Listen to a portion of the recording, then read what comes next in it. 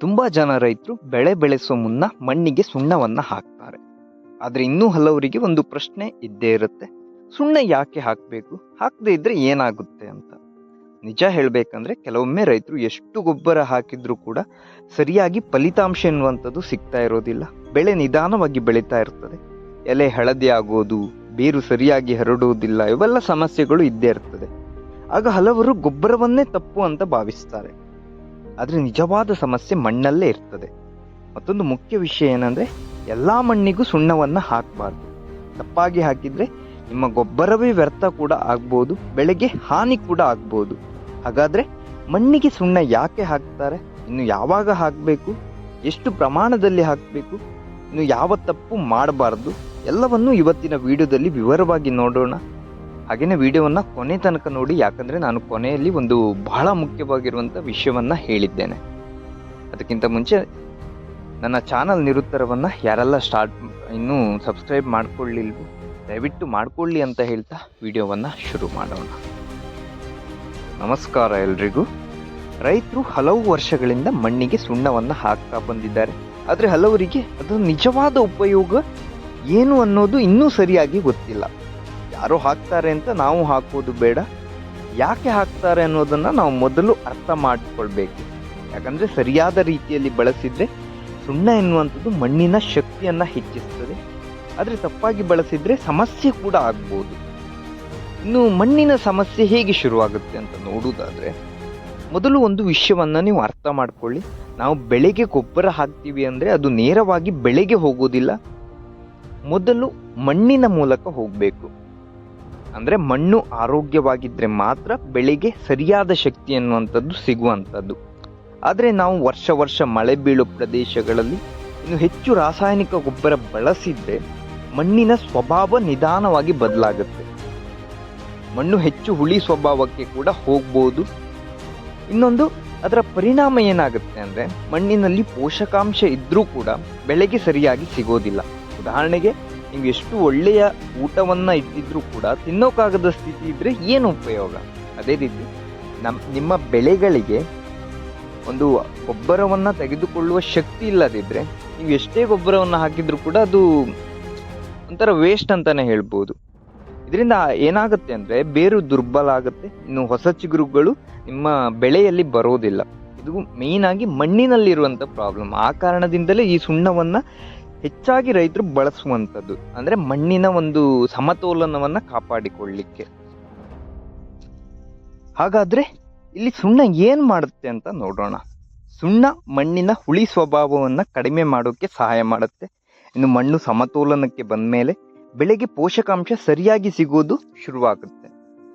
ಅದರಿಂದ ಬೇರು ಚೆನ್ನಾಗಿ ಬೆಳೆಯುತ್ತೆ. ಅದ್ರ ಜೊತೆ ಗೊಬ್ಬರದ ಉಪಯೋಗ ಕೂಡ ನಿಮ್ಮ ಬೆಳೆಗಳಿಗೆ ಒಂಥರ ನೀವು ಗೊಬ್ಬರ ಹಾಕಿದ್ದು ಪರಿಣಾಮಕಾರಿಯಾಗ್ತದೆ. ಒಟ್ಟಿನಲ್ಲಿ ಹೇಳುವುದಾದ್ರೆ, ಮಣ್ಣಿನೊಳಗಿರುವ ಒಳ್ಳೆಯ ಸೂಕ್ಷ್ಮ ಜೀವಿಗಳು ಇದರಿಂದ ಸಹಾಯವನ್ನ ಪಡೀತದೆ. ಅದಕ್ಕೆ ಅನುಭವಿ ರೈತರು ವಿಶೇಷವಾಗಿ ಮಳೆ ಜಾಸ್ತಿ ಬೀಳೋ ಪ್ರದೇಶಗಳಲ್ಲಿ ಬೆಳೆ ಬೆಳೆಸುವ ಮುನ್ನ ಸುಣ್ಣವನ್ನ ಹಾಕೋದನ್ನು ಯಾವುದೇ ಕಾರಣಕ್ಕೂ ತಪ್ಪಿಸೋದಿಲ್ಲ. ಆದ್ರೆ ಇಲ್ಲಿ ಒಂದು ವಿಷಯವನ್ನ ತುಂಬಾ ಮುಖ್ಯವಾಗಿ ನೀವು ಅರ್ಥ ಮಾಡ್ಕೊಳ್ಬೇಕು. ಸುಣ್ಣ ಅಂದ್ರೆ ಜಾಸ್ತಿ ಹಾಕಿದ್ರೆ ಜಾಸ್ತಿ ಲಾಭ ಅಂತ ಏನಿಲ್ಲ. ಇದನ್ನು ಹಾಕುವಾಗ ಒಂದು ಪ್ರಮಾಣವನ್ನ ನೀವು ಕಾಪಾಡಿಕೊಳ್ಳೋದು ಕೂಡ ಬಹಳ ಮುಖ್ಯ.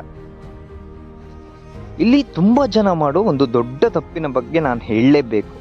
ಅದೇನಂದ್ರೆ, ಕೈಗೆ ಸಿಕ್ಕಷ್ಟು ಸುಣ್ಣವನ್ನ ಹಾಕಿ ಬಿಡ್ತಾರೆ. ಆದ್ರೆ ಅಗತ್ಯಕ್ಕಿಂತ ಹೆಚ್ಚು ಸುಣ್ಣ ಹಾಕಿದ್ರೆ ಸಮಸ್ಯೆ ಶುರುವಾಗುತ್ತೆ. ಕೆಲವು ಮುಖ್ಯ ಪೋಷಕಾಂಶಗಳು ಬೆಳೆಗೆ ಸಿಗೋದೇ ಇಲ್ಲ. ಆಮೇಲೆ ಏನಾಗುತ್ತೆ ಅಂದ್ರೆ, ಎಲೆ ಬಿಳಿ ಆಗೋದಿರ್ಬೋದು, ಹಳದಿ ಆಗೋದು, ಬೆಳವಣಿಗೆ ನಿಲ್ಲೋದು, ಇವೆಲ್ಲ ಸಮಸ್ಯೆ ಬರ್ತದೆ. ನಿಜವಾದ ಸಮಸ್ಯೆ ಏನಂದ್ರೆ, ನಾವು ಹೆಚ್ಚು ಸುಣ್ಣವನ್ನ ಬಳಸೋದಕ್ಕಿಂತ ನಮ್ಮ ಮಣ್ಣನ್ನ ಒಂದು ಫಸ್ಟಿಗೆ ಟೆಸ್ಟ್ ಮಾಡಬೇಕಾಗ್ತದೆ. pH ಲೆವೆಲ್ ಎಷ್ಟಿದೆ, ಮಣ್ಣಿನಲ್ಲಿ ಆಮ್ಲತ್ವ ಎನ್ನುವಂಥದ್ದು ಎಷ್ಟಿದೆ ಅಂತ ಯೋಚಿಸಿ ಅದರ ಅನುಸಾರ ನಾವು ಈ ಸುಣ್ಣವನ್ನ ಬಳಸಬೇಕು. ಇನ್ನೊಂದೇನಂದ್ರೆ, ಹೆಚ್ಚು ಮಳೆ ಬೀಳೋ ಪ್ರದೇಶಗಳಲ್ಲಿ, ಇನ್ನು ಕೆಂಪು ಮಣ್ಣಿನಲ್ಲಿ ಹೆಚ್ಚು ವರ್ಷಗಳಿಂದ ನಾವೇನಾದ್ರೂ ರಾಸಾಯನಿಕ ಗೊಬ್ಬರ ಬಳಸ್ತಾ ಬಂದಿದ್ರೆ ಅಂತಹ ಜಮೀನಿನಲ್ಲಿ ಸುಣ್ಣದ ಉಪಯೋಗ ಹೆಚ್ಚು ಇರ್ಬೋದು. ಅಂದ್ರೆ ಸುಣ್ಣವನ್ನ ನಾವು ಜಾಸ್ತಿ ಬಳಸಬೇಕಾಗ್ತದೆ ಅಂತಹ ಮಣ್ಣಿನಲ್ಲಿ. ಇನ್ನು ಆದ್ರೆ ಏನಂದ್ರೆ, ಈಗಾಗಲೇ ಒಂದು ಸಮತೋಲಿತ ಮಣ್ಣಿದ್ರೆ, ನಿಮ್ದು ಏನಾದ್ರೂ ಮಣ್ಣಿಗೆ ಹೆಚ್ಚು ಮಳೆ ಬೀಳದೇ ಇದ್ರೆ ಅಥವಾ ಒಂದು ಸಮತೋಲಿತವಾಗಿದ್ರೆ ಅಂತಹ ಮಣ್ಣಿಗೆ ಸುಣ್ಣವನ್ನ ಜಾಸ್ತಿ ಹಾಕುವ ಅವಶ್ಯಕತೆ ನಮಗೆ ಇರೋದಿಲ್ಲ. ಆ ಕಾರಣದಿಂದ ನಾವು ನಮ್ಮ ಮಣ್ಣಿನ ಒಂದು ಗುಣವನ್ನು ನಾವು ತಿಳಿದುಕೊಂಡಿರಬೇಕು ಈ ಸುಣ್ಣವನ್ನು ಬಳಸೋಕ್ಕಿಂತ ಮುಂಚೆ. ಹಾಗೆ ನಿಮ್ಮಲ್ಲಿ ಒಂದು ಪ್ರಶ್ನೆ ಇರ್ಬೋದು, ಹಾಗಾದರೆ ಎಷ್ಟು ಹಾಕಬೇಕು ಅಂತ. ಇದಕ್ಕೆ ಸರಿಯಾದ ಉತ್ತರ ನಾವು ಮಣ್ಣಿನ ಪರೀಕ್ಷೆ ಮಾಡಿನೇ ನಾವು ನೋಡಬೇಕಾಗ್ತದೆ. ಆ್ಯಕ್ಚುಲಿ ಸುಣ್ಣವನ್ನು ಹಾಕಲಿಕ್ಕೆ ಇಂತಿಷ್ಟೇ ಪ್ರಮಾಣ ಅಂತ ಇಲ್ಲ, ಅದು ಇಂತಿಷ್ಟೇ ಪ್ರಮಾಣ ಎನ್ನುವಂಥದ್ದು ನಿರ್ಧರಿತವಾಗುವಂಥದ್ದು ನಾವು ಮಣ್ಣಿನ ಪರೀಕ್ಷೆ ಮಾಡಿದ ಮೇಲೇನೆ. ಆ ಮಣ್ಣಿನ ಅನುಸಾರವಾಗಿ ನಾವು ಆ ಸುಣ್ಣವನ್ನು ಎಷ್ಟು ಪ್ರಮಾಣದಲ್ಲಿ ಬಳಸಬೇಕಂತ ಹೇಳಲಿಕ್ಕೆ ಆಗುವಂಥದ್ದು. ಕೆಲವು ಜಮೀನಿಗೆ ಕಡಿಮೆ ಸಾಕಾಗುತ್ತೆ, ಇನ್ನು ಕೆಲವು ಜಮೀನಿಗೆ ಹೆಚ್ಚು ಕೂಡ ಬೇಕಾಗ್ಬೋದು. ಮಣ್ಣಿನ ಪರೀಕ್ಷೆಯನ್ನು ಮಾಡಿದರೆ ನಾವು ಮಣ್ಣಿನ ಹುಳಿಯ ಮಟ್ಟ ತಿಳಿತದೆ, ಅಂದರೆ ಈ pH ಲೆವೆಲ್ ಎನ್ನುವಂಥದ್ದು ತಿಳಿತದೆ. ಇದರಿಂದ ಎಷ್ಟು ಸುಣ್ಣ ಬೇಕು ಅನ್ನೋದು ಆಟೋಮೆಟಿಕ್ ಆಗಿ ನಮಗೆ ಗೊತ್ತಾಗ್ತದೆ. ಹಾಗಾಗಿ ನೀವು ಈ ಟೆಸ್ಟ್, ಈ pH ಲೆವೆಲ್ ಮಣ್ಣಿನ ಟೆಸ್ಟನ್ನು ಮಾಡಿ ಅಂತಾನೆ ಹೇಳ್ತೇನೆ. ಇನ್ನು ಈ ಸುಣ್ಣವನ್ನು ಯಾವಾಗ ಮತ್ತು ಹೇಗೆ ಹಾಕಬೇಕು ಅಂತ ನೋಡುವುದಾದರೆ, ಸುಣ್ಣ ಹಾಕೋಕ್ಕೆ ಒಳ್ಳೆಯ ಸಮಯ ಅಂದರೆ ಬೆಳೆಯನ್ನು ನೀವು ಏನು ಬೆಳೆಬೇಕಂತ ಇದ್ದೀರಾ ಆ ಬೆಳೆಯನ್ನು ಬೆಳೆಸೋಕ್ಕಿಂತ ಮುಂಚೆ, ಸಾಮಾನ್ಯವಾಗಿ 15ರಿಂದ 20 ದಿನ ಮುಂಚೆ ಹಾಕಿದರೆ ಒಳ್ಳೆಯದು. ಇನ್ನು ಹಾಕಿದ ಮೇಲೆ ಮಣ್ಣಿನ ಜೊತೆ ಅದನ್ನು ಸರಿಯಾಗಿ ಬೆರೆಸಬೇಕಾಗ್ತದೆ. ಒಂದೇ ಕಡೆ ಗುಡ್ಡೆ ಥರ ಹಾಕಬಾರ್ದು, ಸರಿಯಾಗಿ ಚೆಲ್ಲಿ ಹಾಕಿದರೆ ಮಾತ್ರ ಒಳ್ಳೆಯ ಫಲಿತಾಂಶ ಎನ್ನುವಂಥದ್ದು ಸಿಗುವಂಥದ್ದು. ಇನ್ನು ಹಾಕಿದ ತಕ್ಷಣ ಬೀಜ ಹಾಕೋದನ್ನು ತಪ್ಪಿಸಿ ಸ್ವಲ್ಪ ಸಮಯ ಕೊಟ್ಟರೆ ಮಣ್ಣಿನ ಜೊತೆ ಅದು ಸರಿಯಾಗಿ ಬೆರೆಯುತ್ತೆ. ಹಾಗೆ ನೀವು ಬೆಳೆ ಬೆಳೆಸಲಿಕ್ಕೆ ಕೂಡ ಒಳ್ಳೆಯದಾಗ್ತದೆ. ಹಾಗಾಗಿ ಒಂದು 15ರಿಂದ 20 ದಿನ ಮುಂಚಿತವಾಗಿ ಹಾಕಿ. ಹಾಗಾದರೆ ರೈತ ಬಂಧುಗಳೇ, ಬೆಳೆಸೋ ಮುನ್ನ ಮಣ್ಣಿಗೆ ಸುಣ್ಣ ಹಾಕೋದು ಅಂದರೆ ಕೇವಲ ಒಂದು ಹಳೆಯ ಪದ್ಧತಿ ಅಲ್ಲ, ಇದು ಮಣ್ಣಿನ ಶಕ್ತಿಯನ್ನು ಸರಿಯಾಗಿ ಉಳಿಸೋಕೆ ಒಂದು ಬಹುಮುಖ್ಯವಾಗಿರುವಂಥ ವಿಧಾನ. ಇನ್ನು ಸರಿಯಾದ ರೀತಿಯಲ್ಲಿ ನಾವು ಸುಣ್ಣವನ್ನು ಬಳಸಿದರೆ ಗೊಬ್ಬರದ ಪ್ರಯೋಜನವೆನ್ನುವಂಥದ್ದು ಜಾಸ್ತಿ ಆಗ್ತದೆ, ಇನ್ನು ಬೇರು ಬಲವಾಗಿರ್ತದೆ, ಅದರ ಜೊತೆ ಬೆಳೆಯ ಆರೋಗ್ಯ ಸುಧಾರಿಸುತ್ತದೆ. ಆದರೆ ಅಗತ್ಯಕ್ಕಿಂತ ಹೆಚ್ಚು ಬಳಸಿದರೆ ಸಮಸ್ಯೆ ಕೂಡ ಆಗ್ಬೋದು. ಅದಕ್ಕಾಗಿ ಮೊದಲು ಮಣ್ಣಿನ ಸ್ಥಿತಿ ತಿಳಿದುಕೊಳ್ಳಿ, ಆಮೇಲೆ ಸರಿಯಾದ ಪ್ರಮಾಣದಲ್ಲಿ ಬಳಸಿ ಅಂತ ಹೇಳ್ತಾ, ಇನ್ನು ನಿಮ್ಮ ಜಮೀನಿಗೆ ನೀವು ಸುಣ್ಣವನ್ನು ಹಾಕಿದ್ದೀರಾ, ಅದರಿಂದ ಯಾವ ಫಲ ಸಿಕ್ಕಿದೆ ಅಂತ ನೀವು ಕಮೆಂಟ್ನಲ್ಲಿ ತಿಳಿಸಿ. ಇನ್ನು ವಿಡಿಯೋ ಉಪಯೋಗ ಆಯಿತು ಅನಿಸಿದರೆ ಲೈಕನ್ನು ಮಾಡಲಿಕ್ಕೆ ಮರಿಬೇಡಿ. ಅದರ ಜೊತೆನೇ ನನ್ನ ಚಾನಲ್ ನಿರುತ್ತರವನ್ನು ದಯವಿಟ್ಟು ಸಬ್ಸ್ಕ್ರೈಬ್ ಮಾಡಿಕೊಳ್ಳಿ ಅಂತ ಹೇಳ್ತಾ ವಿಡಿಯೋವನ್ನು ಮುಗಿಸ್ತೇನೆ. ಮುಂದಿನ ವಿಡಿಯೋದಲ್ಲಿ ಸಿಗೋಣ. ಧನ್ಯವಾದ.